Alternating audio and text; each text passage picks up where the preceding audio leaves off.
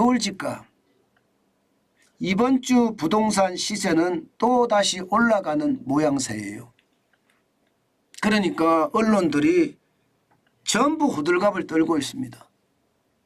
집값을 못 잡았다. 다시 올라간다. 이번에 기준금리를 올렸어야 된다. 이런 이야기까지. 뭐 저도 이번에 기준금리를 올렸어야 된다. 이런 주의였잖아요. 그죠? 그런데 제가 서울 집값이 다시 상승을 하는데 이 말 좀 들어주세요 하고 제목을 달았습니다. 이 말이란 도대체 뭐고 왜 들어야 하는지 여러분 한번 보실래요? 자, 이겁니다. 한국은행 이창용 총재의 이야기예요. 금리가 예전처럼 방금 다시 1%로 떨어질 것 같지 않다. 굉장히 강한 말을 한 거예요. 예, 기준금리를 통제하는 수장이 금리가 예전처럼 1%로 금방 돌아가지 않는다는 거예요. 과거 말입니다. IMF 외환위기 때 기준금리가 25%까지 올라갔었어요. 그리고는요, 이게 6개월이 되니까 제자리로 돌아왔습니다. 3, 4%대로 6개월 사이. 이럴 일이 없다는 겁니다. 제가 그 당시에 말입니다. 저는 아파트를 그때 샀어요. 1998년 제가 8월 12일 날인가 계약을 하고 집을 샀었거든요. 그게 제 첫 집이었는데 서울에서 집값이 진짜 많이 떨어졌을 때 대출을 받아서 샀는데 그 당시 대출이 제가 외환은행에서 대출을 받았었거든요. 왜냐하면 제가 사는 그 집이 외환은행 사원아파트여서 외환은행에서 받았습니다. 그 당시에 제가 거의 25%로 받았어요. 그것도 많은 돈은 아니었습니다. 많은 돈 4천만 원 정도 받았는데 이게 쭉쭉쭉쭉 떨어지더니요. 진짜 6개월 만에 4%대까지 떨어지더라고요. 집 잘 산 거죠. 왜? 집값이 4%까지 떨어졌으니까 집은 엄청나게 싸게 샀는데 올라가기 시작하더라고요. 나중에 그 집이요. 7억까지 올라가더라고요. 7억까지. 저도 깜짝 놀랐습니다. 저도. 그런데 그런 일이 지금 있을 거냐? 그런 일이 없습니다. 없습니다. 왜 없느냐?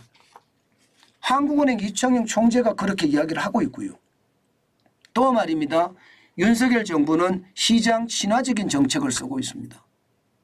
시장 친화적인 정책이라는 것은 수요가 많으면 공급을 더 하겠다는 거예요. 공급이 많으면 수요를 줄이고요. 이게 지금까지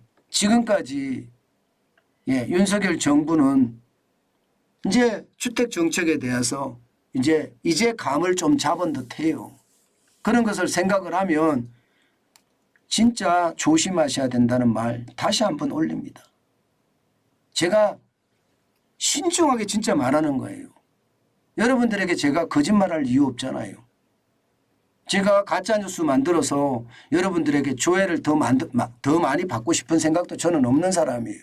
진짜 뉴스를 제대로 알려드리고 싶은 사람이거든요.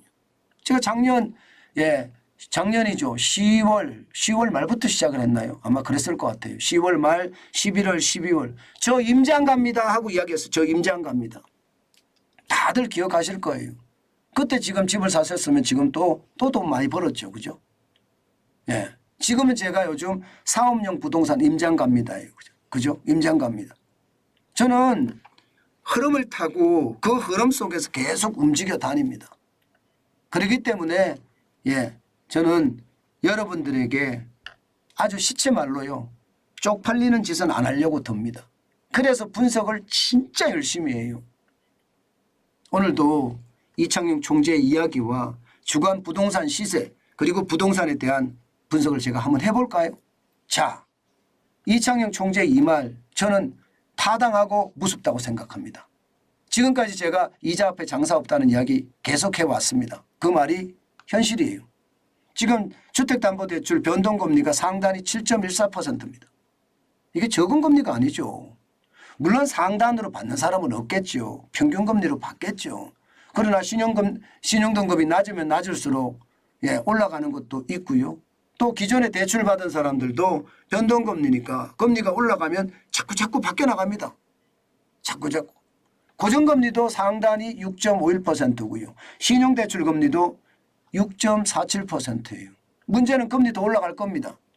10년물 국채금리도 지금 굉장히 많이 올라가고요. 올 들어 최고치라고 이야기하잖아요. 게다가 코픽스 올라가는 거 보세요. 코픽스가 8개 은행의 자금 조달 비용 지수를 나타내는 거거든요. 그러면 이게 3.8이면 계속 올라가잖아요. 4월에 3.44에서 3.82까지. 작년에 4.29는 아니지만 앞으로도 더 올라갈 겁니다. 게다가 예금 전쟁까지 벌어졌어요. 예금 전쟁이 이제 만기가 되는 거 있잖아요. 작년에 지금 금리가 높을 때 예금 많이 했거든요. 사람들이. 그 예금이 1금융권, 2금융권을 많이 했는데 그 예금을 내 은행으로 땡기기 위해서 금리 전쟁까지 붙었습니다. 그러면 금리가 계속 올라간다는데 시장은 어떻게 변하느냐. 여러분 서울 아파트 금리 보세요. 22주 연속 상승을 하면서 0.09까지 올랐습니다. 0.09까지. 이게 8월 21일 0.14까지 오르고 나서 쭉 떨어졌거든요. 한 4주가량 떨어지다가 마지막에 더 떨어지나 했는데 다시 올라갔습니다. 서울 아파트가. 물론 과거에 많이 떨어졌을 때 비해서는 올라가는 폭이 적다 이렇게는 이야기해요. 그러나 지금 옛날 가격을 많이 회복했다는 이야기가 다 나오잖아요. 서울만 이런 게 아니에요. 수도권은 20주 연속 상승하고 있습니다. 마찬가지로 전주 대비해서 상승의 모양새를 나타냅니다. 0.09에서 0.11로 상승의 모양새를 나타내죠. 수도권도 마찬가지, 전국도 마찬가지입니다. 전국도 전주 대비해서 상승의 일로입니다. 0.06이 0.07이 됐으니까요. 14주 연속 상승하고 있습니다. 올라가는 건 맞아요. 금리도 올라간다는데 집값도 올라가. 참 이상하죠. 진짜 무섭죠. 그런데 여러분 거래량도 올라갑니다. 거래량도 올라가기 때문에 많은 사람들이 좋다 하고 앞으로 더 사겠다 하는 거예요.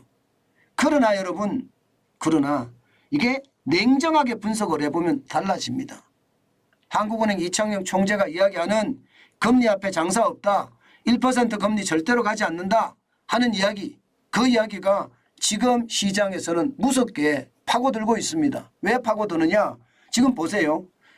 지금 9월에 3,195건의 거래가 됐거든요. 그러면 지금대로 가면 지금 4월 3,186건이에요. 5월 6월 7월 8월 9월 6개월 연속 3,000대 거래입니다. 3,000대 거래예요. 그렇지만 역대 평균치에는 부족하고요. 자, 문제는 여기서 제가 이 그래프를 가지고 분석하는 게 하나 있습니다. 뭘 분석하느냐. 기본적으로 말입니다.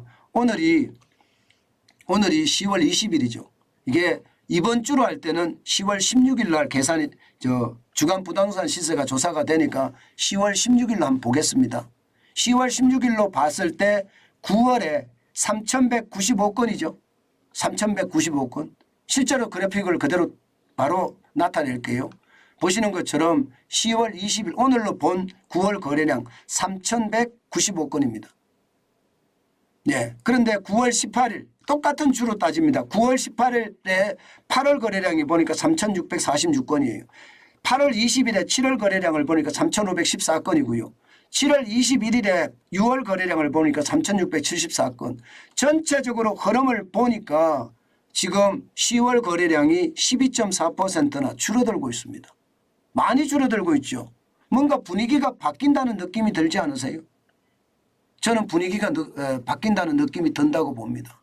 그렇기 때문에 여러분 시장을 진짜 냉철하게 봐야 된다고 봐요. 한국은행 이창용 총재가 이야기한 것이 시장에 지금 일부라도 먹혀 들어가는 것 아닌가 그런 생각이 들거든요. 물론 말입니다. 휴일이 많았기 때문에 그렇다 이렇게 이야기하시는 분들도 있습니다. 물론 그럴 수도 있습니다. 그렇지만 물량을 보면 또 생각이 달라지거든요. 물량 보세요. 물량이 말입니다. 1월 2일에 49,198건입니다. 그런데 10월 20일 현재 76,264건입니다. 무려 55.01%가 늘었고요. 27,000 66건이 늘었습니다. 물량이 많이 늘었다는 건 지금 집값이 많이 올라 있어서 지금 빨리 팔자. 사실 말입니다. 작년 제가 임장하자 했을 때 그때 집 산 사람 지금 팔아도 돼요. 물론 세금이 많이 나오겠지만 지금 그렇게 해도 억대는 남긴다는 이야기 아니겠습니까? 그런데 이렇게 매물이 증가하잖아요. 팔려고 하는 사람이 많잖아요. 고점이 올라왔다는 뜻도 돼요. 그렇기 때문에 여러분 진짜 조심하셔야 돼요. 저는 실시간 지표입니다. 이것이 다 실시간 지표. 금리 앞에 장사 없다는 것, 이자 폭탄에 어려워지는 것 반드시 생각을 해 보셔야 됩니다. 제가 지표를 가지고 이야기를 하기 때문에 이 지표에 여러분들 많이 생각을 해 보시기 바라겠습니다. 전체 흐름을 보면 저는 이자 앞에 장사 없다가 핵심이고요. 지금 시장에서도 지금 빨리 팔아야 된다 하는 사람들이 많아졌다는 것, 그것은 시장의 가격에 변동이 생긴다는 이야기니까 한 번 더 고심하고 또 고심하면서 시장을 바라봤으면 좋겠습니다.